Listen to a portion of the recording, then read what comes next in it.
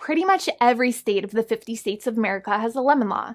Unfortunately, sometimes automobile manufacturers don't focus on the safety of the vehicle and instead focus on the safety of their own cash pocketbooks and net profits.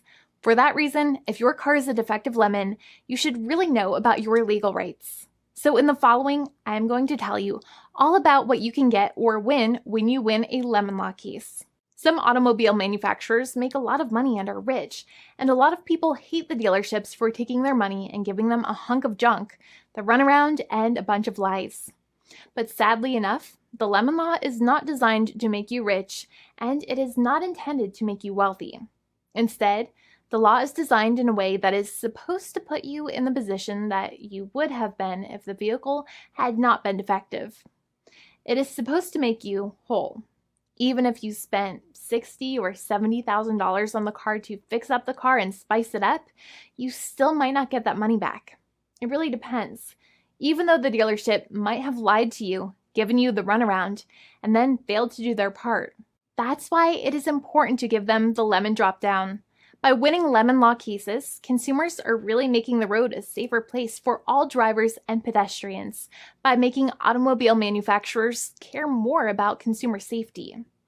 Now, what you get when you win a lemon law case usually comes down to one of three possible options or remedies. Option 1 is that they might provide you with a replacement vehicle. Option 2 is that they might offer you a refund or what is called a lemon law buyback. Options 3, I will discuss option 3 a little later on in this video, and it is an important option you should know about as well with some real lemon juice. So let's start with the first remedy. Option 1 is that they can provide you with a replacement vehicle, which means you can basically trade your car in for a different vehicle, but there are some important things you should know about this option. The replacement vehicle should be a vehicle of similar value. The replacement vehicle should usually also be a vehicle from the same manufacturer with similar MSRP cost.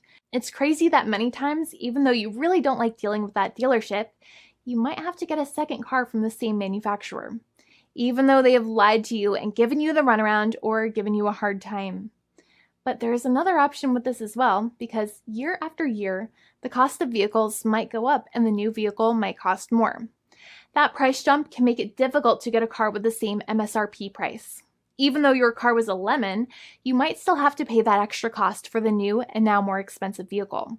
Thankfully, there is option 2, which allows you to get a refund through a lemon law buyback. But one of the problems with a buyback is that sometimes you might have to have a trade-in vehicle, and you might have still been required to pay more money on that trade-in vehicle. And when you got your new car, the dealership might have rolled over the amount you still were supposed to pay on your previous vehicle into the calculation of your new vehicle. In other words, you might have been upside down on the finances of your new vehicle. So sometimes you need to pay for that difference in order to get out of the car. And a lot of people find it extremely weird that they have to pay money in order to get out of the defective vehicle. But many times that's how it works. Now, in a lemon law buyback, if you get a lemon law buyback, you usually get back what you paid.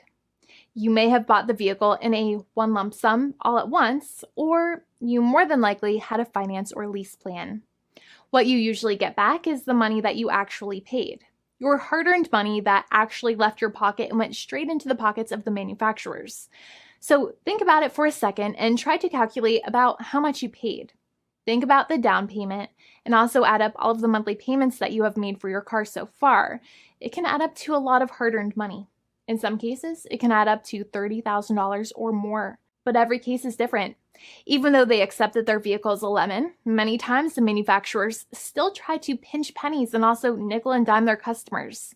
So they deduct certain fees during the negotiations, such as an offset for mileage for the portion of time that your vehicle did not have problems. Sometimes it is legal for manufacturers to deduct such things from the settlement you end up getting, but many times they may be doing so incorrectly or it might be taking away too much of your personal money.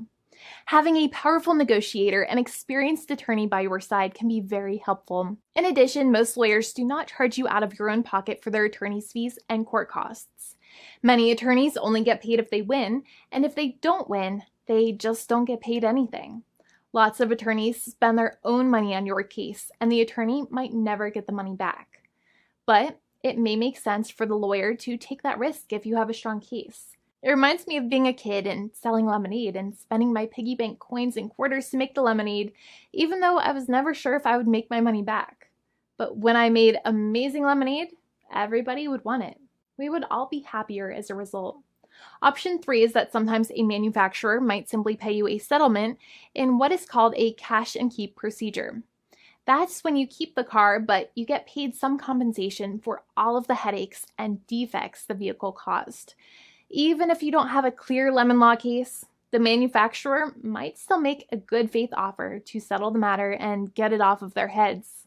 In many situations, even though the settlement might be less than a full buyback of the vehicle, it might make sense for you to accept that offer depending on your goals. In addition, it's usually required that the problems happened while your car was under warranty or extended warranty. Even if you no longer have warranty, but your problems happened while your vehicle was under warranty, you might still have a case. However, without any warranty, you cannot have a lemon law case in most situations. However, you might still have some legal protections such as breach of contract, auto fraud, or something else. The founding attorney of the law firm, Jimmy and I, would love to speak to you. The consultation is completely free, and the team of lawyers can speak to you and review any documents you have for the vehicle, such as your vehicle purchase agreement and repair invoices. Call now for a completely complimentary and fully free consultation with an experienced lawyer.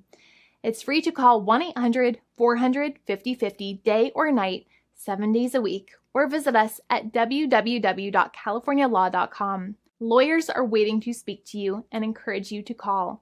This video is not legal advice. I am not an attorney.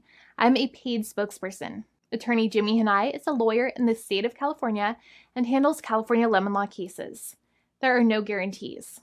This legal advertisement is by lawyer Jimmy Hanai of CaliforniaLaw.com.